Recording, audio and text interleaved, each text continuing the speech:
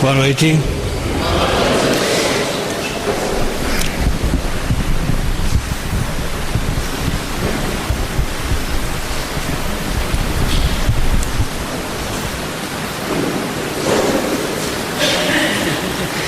Eu acho que era a posição do microfone. Boa noite não saiu muito adequado.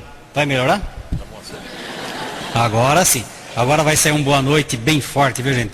Boa noite.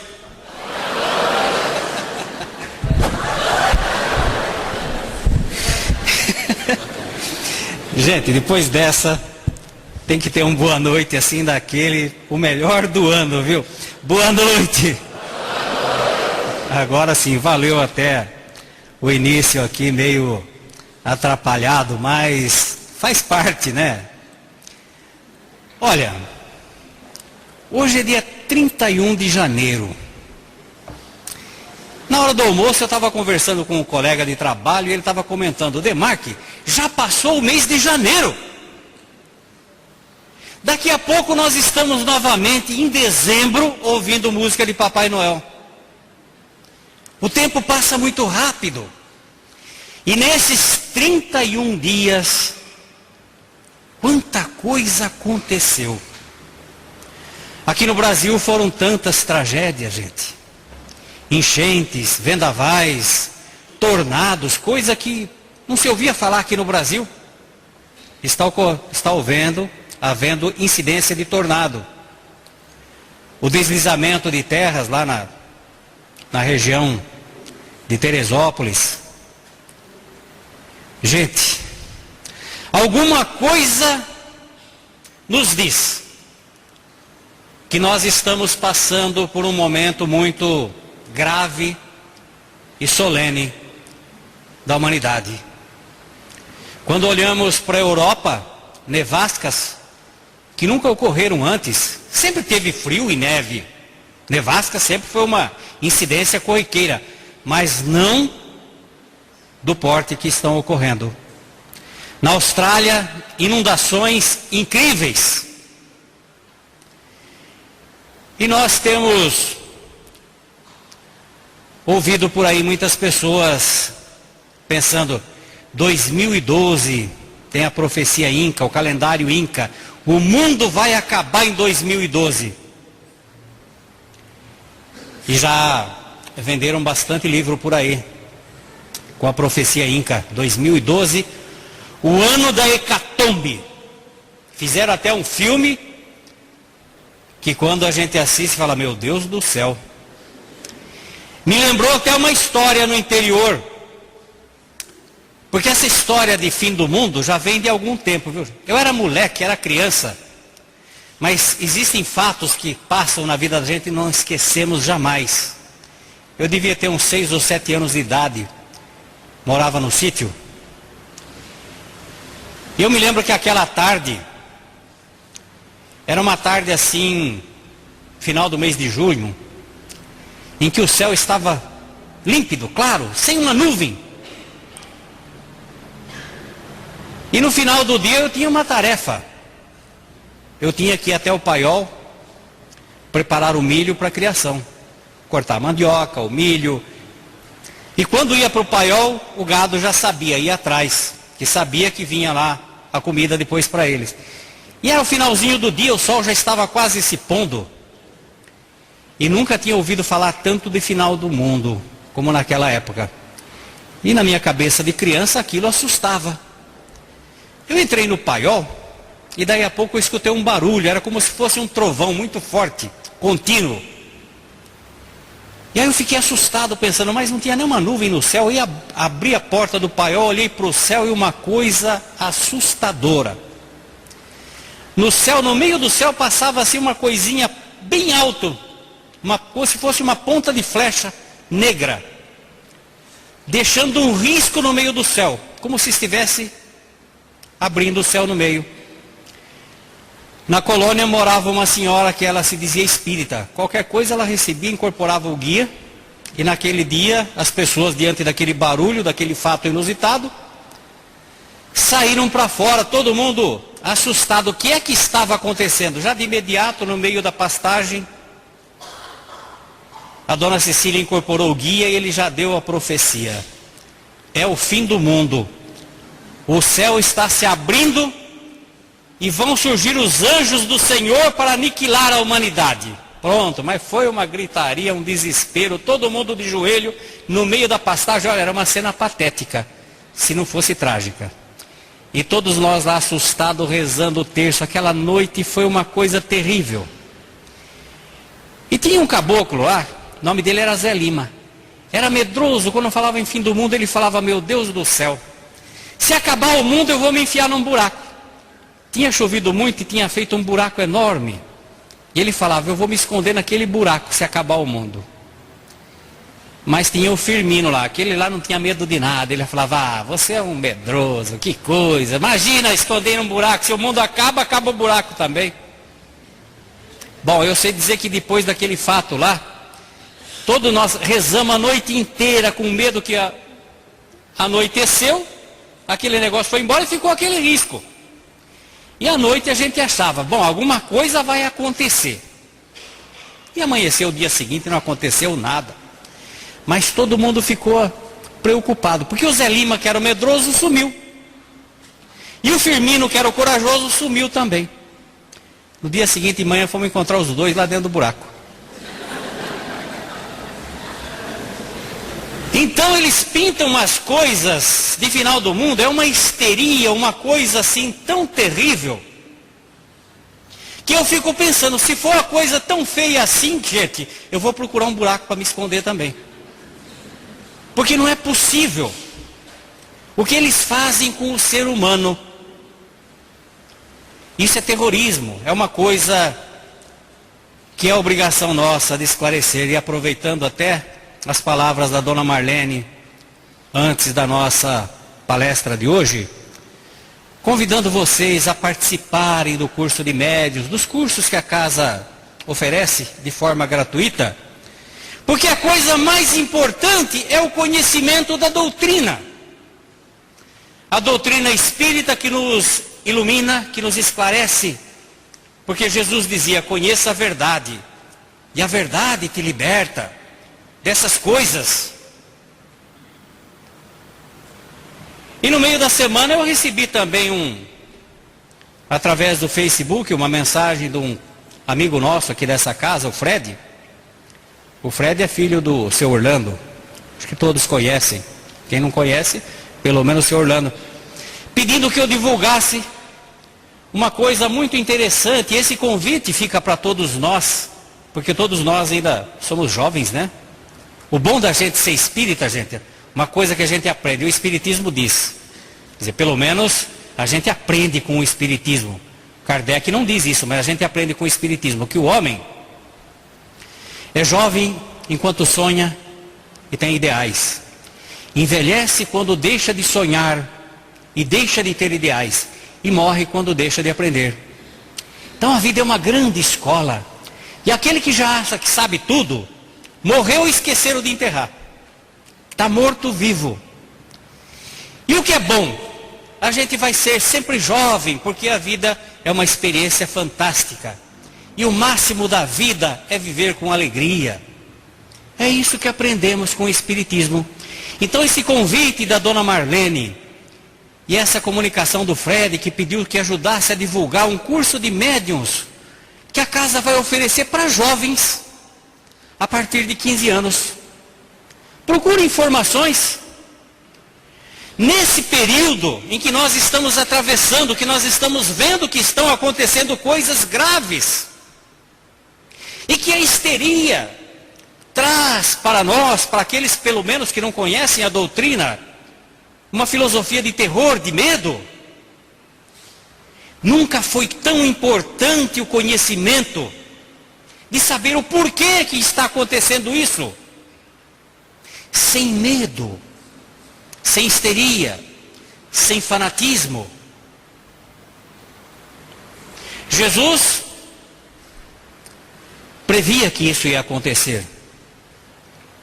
Em uma das ocasiões em que ele conversava com os apóstolos, ele dizia que no final dos tempos haveria uma grande tribulação sobre a terra. Uma tribulação que nunca tinha ocorrido antes, em tal intensidade. Então ele diz: ouvireis falar de guerra e rumores de guerra.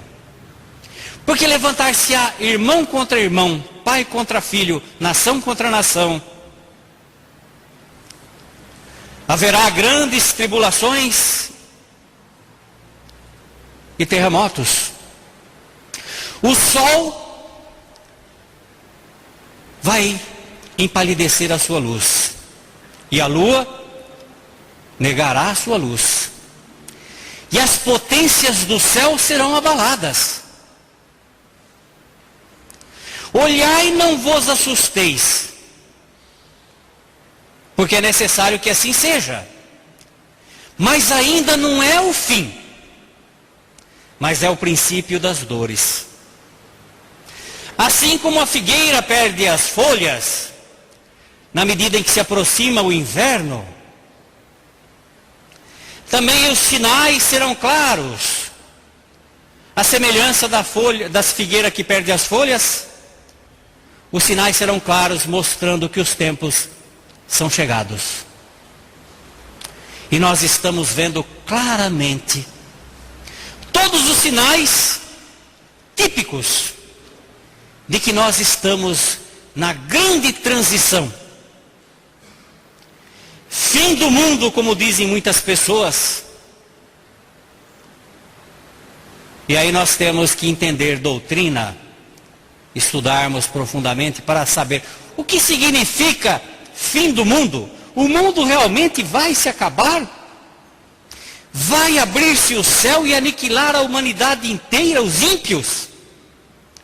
E apenas 144 mil serão escolhidos para habitar a eternidade ao lado do Altíssimo, enquanto que o restante vai para o lago de enxofre, o ranger de dentes e o fogo eterno?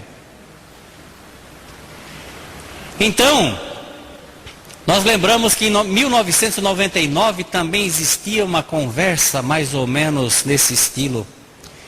E na época, uma vertente filosófica evangélica que tem, apregoava aos quatro ventos que o mundo ia se acabar em 1999.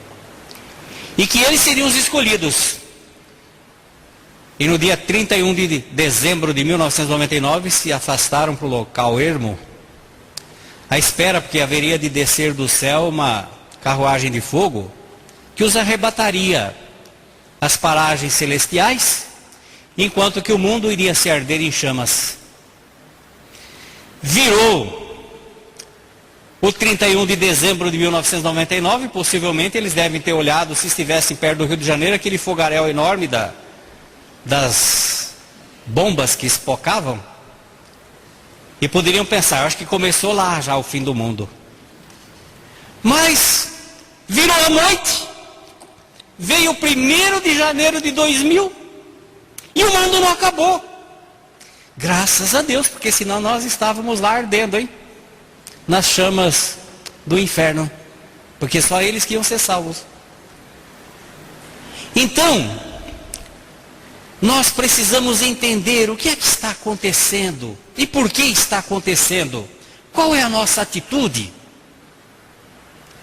A atitude, antes de mais nada, tem que ser de serenidade, porque Jesus nos diz: olhai, não vos assusteis, porque é necessário que assim seja. Mas ainda não é o fim, é o princípio das dores. Então nós estamos começando. Muitos espíritos têm trazido suas mensagens através de Divaldo Pereira Franco, Joana de Ângeles, Dr. Bezerra de Menezes, Manuel Filomeno de Miranda e outros tantos, trazido mensagens. Gente, nós estamos passando um momento de transição. Os sinais estão aí. Nós nunca vimos tantas catástrofes. As pessoas dizem: ah, mas sempre teve terremoto, erupções vulcânicas, maremotos. Os tsunamis nós nunca tínhamos ouvido falar antes. Gente, tsunami é uma palavra nova.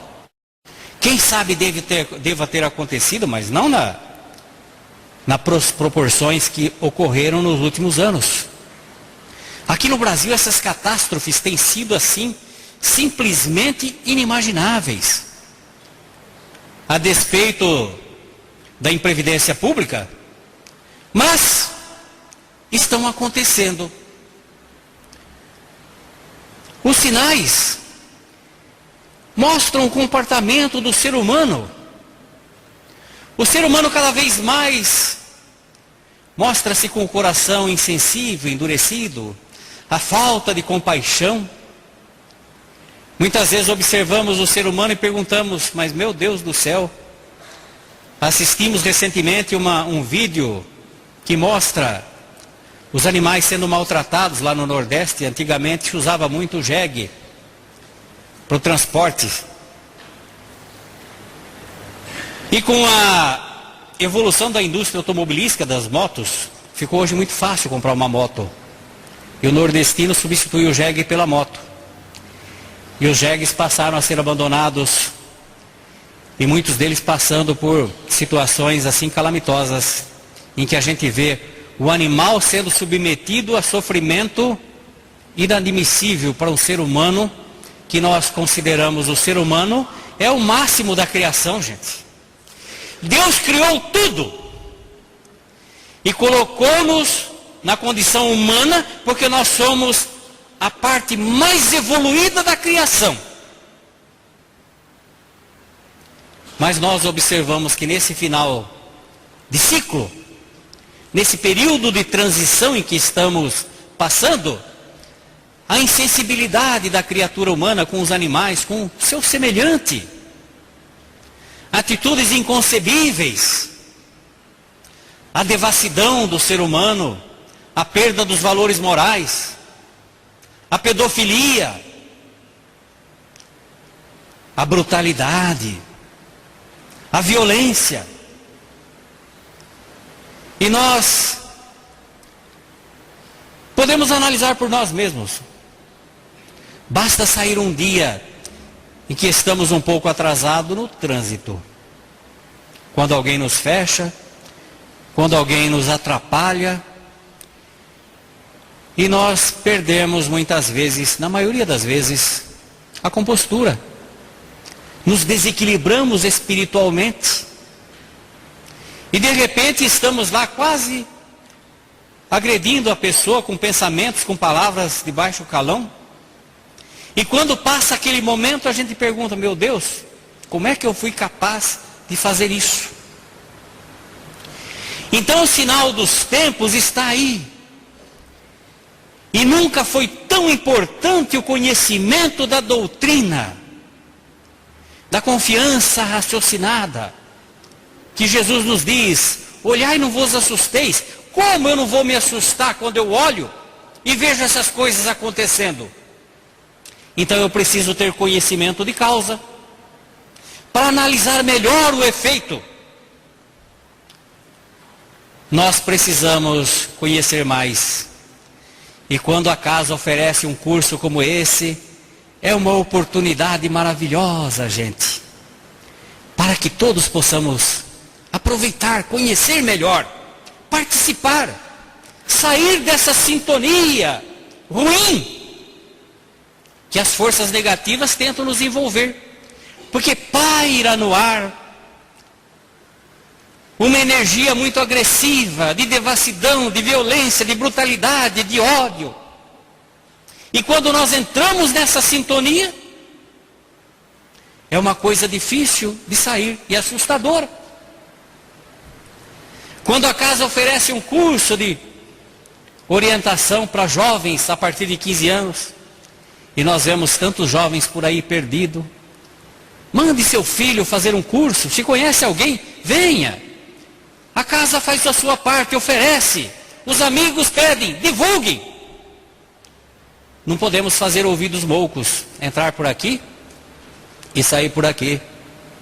Temos que conhecer a verdade, porque a verdade nos liberta. Ah, mas o curso é de terça-feira. Terça-feira é o dia do paredão lá do BBB. Meu Deus do céu, é mais um sinal de final de tempos, viu? Estamos na 11ª edição. Me desculpem, gente, mas eu não consigo. Esses dias eu estava me achando chato, porque eu faço as palestras por aí, eu falo, gente, eu não entendo como é que o ser humano, inteligente, pessoas inteligentes, não consegue, é mais uma armadilha. Não consegue ficar sem assistir o Big Brother Brasil. E depois ainda ficam comentando, eu falo, mas como é que pode isso? Então eu vou dizer uma coisa para vocês. O que nós aprendemos é que tudo no universo é energia. E a energia, ela vibra. A energia é algo que está em todos os lugares. Amor é energia. Só que energia positiva. Dizem os espíritos que a maior força que rege o universo é a força do amor. É a energia do amor que emana da fonte criadora de tudo. Que por falta de uma denominação melhor, na nossa condição de pobreza, de palavras para nos expressarmos adequadamente, nós dizemos, é Deus. Deus que é a causa primária de todas as coisas, que deu origem a todo esse universo infinito que nós não temos nem ideia da compreensão, da dimensão, da grandeza de tudo isso. Essa inteligência que criou tudo isso e nos criou também a sua imagem e semelhança, não na forma física, mas na forma espiritual, que um dia veremos de ser uma centelha divina, que em alguns ainda está adormecida, opaca, em outras já começa a despertar, a emitir raios de luz, e outras refulgem de forma magnífica. E um dia, a semelhança do próprio Criador, seremos uma centelha que vibra na energia do amor, dessa fonte que é a causa primária de todas as coisas. Então a energia que vibra no universo é luz, é amor. E nós temos que buscar esse diapasão vibratório para entrarmos nessa sintonia. Porque diz a ciência, e isso é comprovado, que o nosso pensamento é energia. Nós sabemos que o nosso pensamento é energia atuante.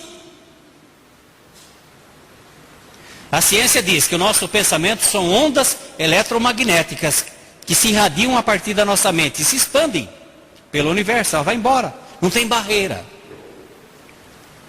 Então todos nós também somos co-criadores, copartícipes na criação divina, porque nós também criamos. O ser humano também é capaz de criar, de dar formas. Da mesma forma que os pensamentos de alegria, de positivismo, de amor, de paz, de harmonia, geram energias positivas,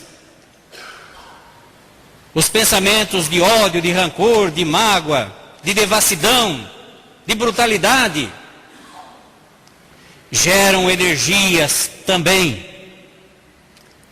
cada uma vibrando na sua sintonia com o seu dia, de acordo com o seu diapasão, com a densidade daquele sentimento.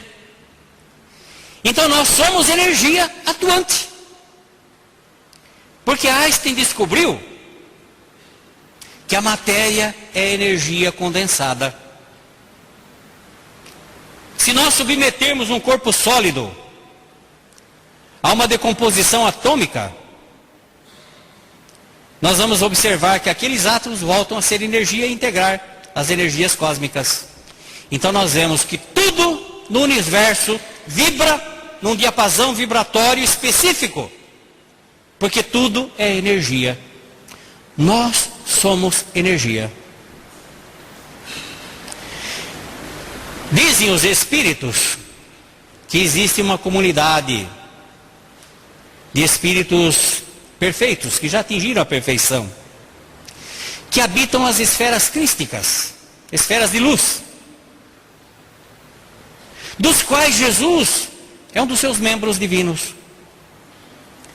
Esses espíritos que já perderam a condição, e nós não podemos localizá-los nem no tempo e no espaço, porque eles vivem numa outra dimensão. Esferas crísticas são esferas de luz, de energia, e estão na estreita comunhão e na estreita sintonia da força criadora universal que nós chamamos de Deus. Esses espíritos captam a vontade criadora, manuseiam as energias que o Espiritismo diz que são energias cósmicas que circundam o universo.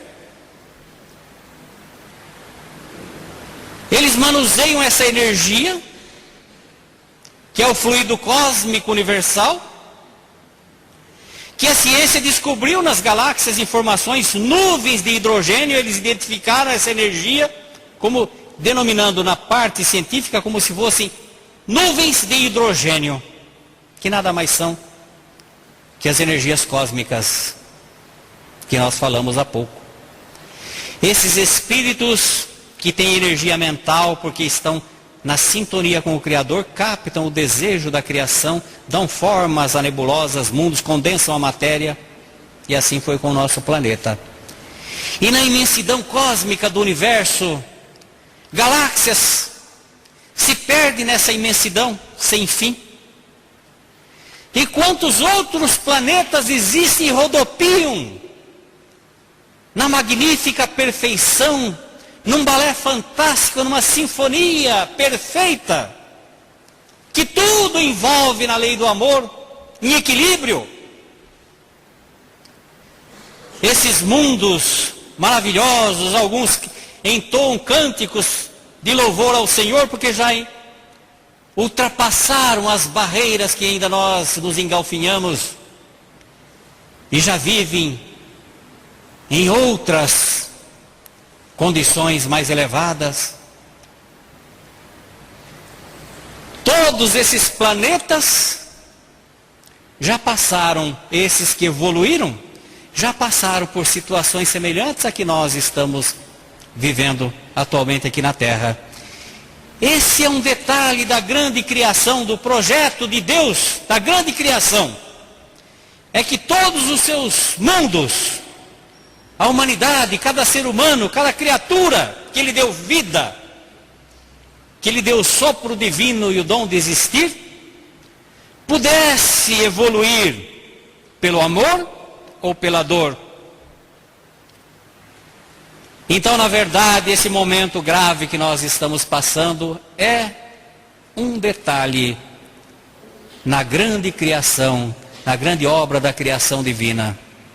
Os outros planetas também passaram, e a Terra também vai passar. Vamos sair daquele período de expiação e provas, em que o ser humano vive num momento em que diz no Apocalipse que no final dos tempos as forças do mal seriam soltas, e elas viriam cheias de fúria, porque sabem que lhe resta um pouco tempo. E nesse momento nós estamos vivendo sob um assédio intenso das forças negativas, que buscam nos envolver no diapasão negativo, daquela vibração típica da besta, que João Evangelista simbolizou como o número 666, que aliás veio até uma nova explicação, o que significa aquele 666, que não é o nome específico de uma pessoa, mas a vibração do ser humano naquele ponto mais baixo da sintonia com o mal, em que nós, no nosso pensamento que gera energia, nos sintonizamos com essas energias negativas, em vez de nos sintonizarmos com as forças. E infelizmente, para aqueles que estão nessas condições, nós poderíamos analisar lá no Apocalipse, quando João diz Aquele que é santo, santifique-se ainda. Aquele que é justo, justifique-se ainda. E aquele que é sujo, suje-se ainda. Porque na verdade nós estamos vivendo um momento em que essas forças negativas, elas encontram sintonia nas mentes privilegiadas que estão reencarnadas, mas que estão em sintonia com o mal. Nós lemos no livro de André Luiz sobre nos domínios da mediunidade, quando André questiona o mentor do que significa a mediunidade. E o mentor vai mostrando para ele todos os tipos de mediunidade, como o ser humano, em cada situação em que nós estamos sendo médiuns de alguma coisa. E lá nós vemos, quando o mentor diz para o André Luiz: olha, André, uma pessoa quando ela deseja fazer o bem, que ela emite um pensamento de paz, de harmonia, de amor, o ímã que atrai o ferro não atrai a luz. Imediatamente naquela sintonia de amor, virão espíritos simpáticos, que vão dar força, que vão se unir, porque desejam fazer o bem. E quando encontram sintonia na criatura encarnada que deseja fazer o bem, ela se fortalece, porque virão espíritos amigos naquela mesma sintonia, e a pessoa vai e tem sucesso. Quando a pessoa se envolve em alguma coisa ruim, imediatamente ela emite o pensamento, porque a primeira coisa que nós sentimos, o sentimento vem do coração, mas transita pela mente.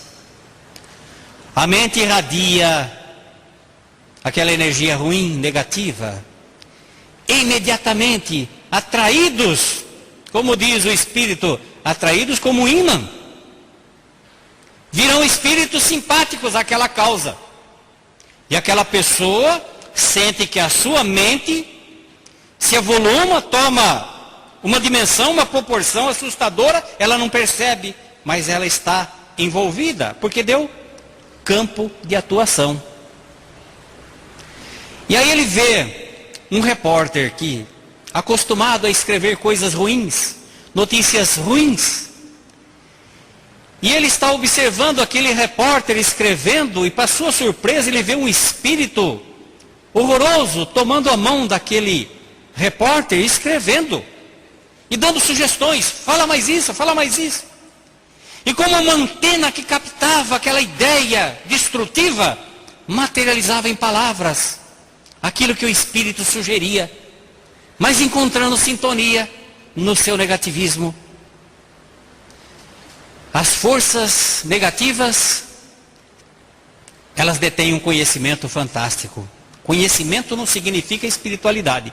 Existem espíritos que conhecem o Evangelho profundamente, conhecem o Cristo. O mal é uma opção transitória. Porque o bem é eterno, o mal é transitório. Um dia esses espíritos se cansarão do próprio mal, e à semelhança de um filho pródigo, retornarão à casa paterna. E o Pai eterno os receberá, sem que isso exima o espírito infrator e culpado de resgatar o mal que praticou. Porque só assim o espírito se sente digno diante da bondade divina. E já de algum tempo essas mentes inteligentíssimas que povoam as esferas do abismo se usam de encarnados que estão nessa sintonia para materializarem novelas que subvertem o costume, que mostram cenas não recomendáveis a ninguém, de uma forma tão natural, porque João Evangelista diz: quem pode pelejar contra a besta? Porque ela é inteligente, ela é sorrateira, ela é insidiosa. E ela provoca de uma forma assim tão natural que as pessoas não percebem. Nós não nos damos conta de como os nossos costumes e a moral se subverteu de uma forma tal que tudo se nos parece hoje natural, porque isso vem de uma forma gradativa ao longo dos anos, materializado por pessoas que ganham a peso de ouro, novelas que escrevem, trazendo costumes, que trazem grandes ideias. Agora nós vamos plasmar um Big Brother. E o que é pior, porque eles sabem que o maior veículo de comunicação que hipnotiza as pessoas é a televisão.